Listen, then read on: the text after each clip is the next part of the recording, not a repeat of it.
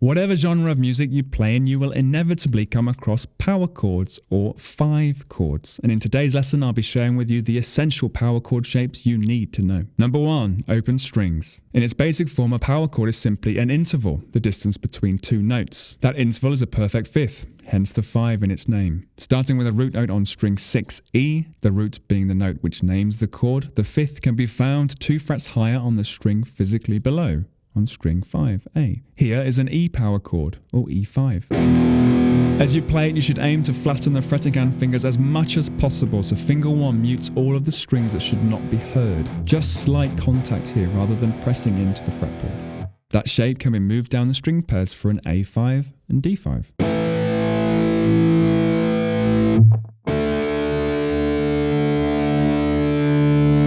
Number 2, the basic. The open string power chord can be rooted anywhere on string 6. The index finger 1 will fret the root note on string 6 and finger 3 or 4, player's choice, will fret the 5th.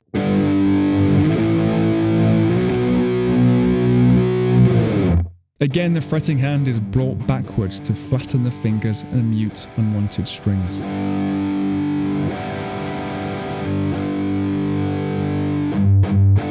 That shape can move immediately to a root note on string 5.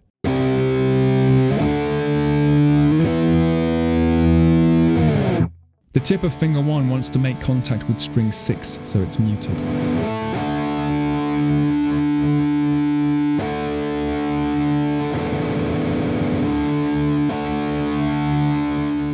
This shape can move across each of the string pairs, but look out for string 2. A power chord shape rooted on string 3G finds the 5th 3 frets higher.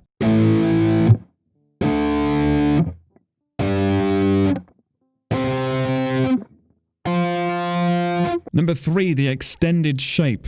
A power chord is an interval of 2 notes, but a power chord shape can include more than 2 notes as long as they are only root notes and fifths. You can add notes in higher or lower octaves and you'll still have a 5 chord. From the basic 2-note shape, you can add an octave of the root note with a 6/4 octave shape immediately below the 5th.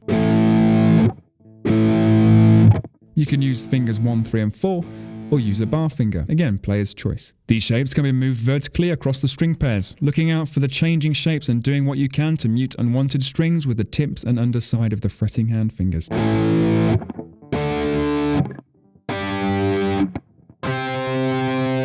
Number 4, 5th in the bass. With the root note on any string except string 6, it is possible to play a power chord with the 5th as the lowest note. Finger 1 will bar into the root and the 5th below it in the same fret. You can do this with the basic or extended shape. Notice that the chord name is now a slash chord, D5 over A bass. These shapes can also move vertically across the string sets.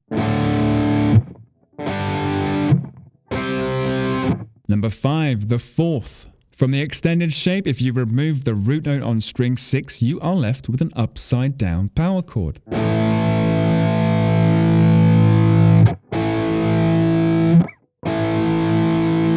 This inverted 5 chord is an interval of a perfect 4th. So an inverted power chord, or perfect 5th, becomes a perfect 4th. You can use finger 1 to bar into both strings, but remember the root is the higher in pitch of the 2 notes. It can also help to visualize where the root would be on string 6. The 4th shape can be placed on any string pair, but putting it across string 6 and 5 will give you almost the illusion of having a 7th string. Number 6, power chord sus2. Again, from the extended shape, you can raise the octave of the root note a whole step or 2 frets into the 2nd major scale degree for an open or spread voicing of a sus2 chord.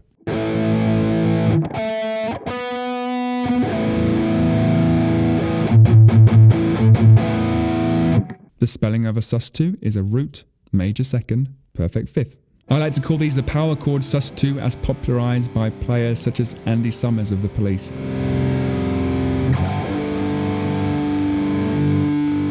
Number 7, bigger shapes. Power chord shapes can also be found across 5 or even 6 strings. The most widely known is probably the chord known as rock G, with the 5th fretted on string 2 at the 3rd fret and string 5 muted with finger 2, you've got nothing but power chord.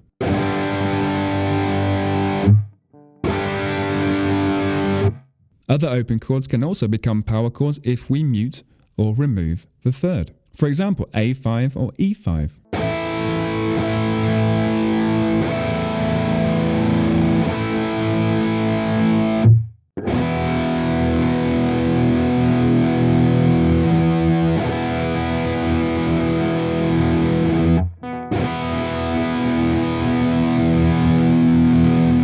My favourite power chord shape across all the strings has to be the E5 at the 7th fret of the A string. And that shape can be moved down the strings to get some great sounding chords found in the key of E major.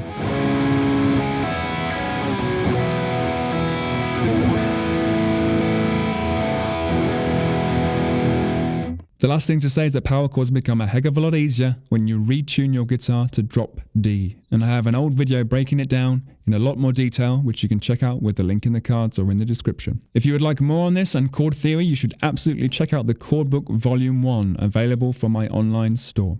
Whilst you're there, be sure to pick up your free copy of Fretboard Mastery, my guide to learning the notes of the fretboard in just a few days. Tabs for this lesson will be available to all members of my Patreon group. You can help support the channel and get exclusive bonuses each month for less than a cup of coffee. Find out more with the link in the cards or video description. Practice well, rock on, and I'll see you again soon.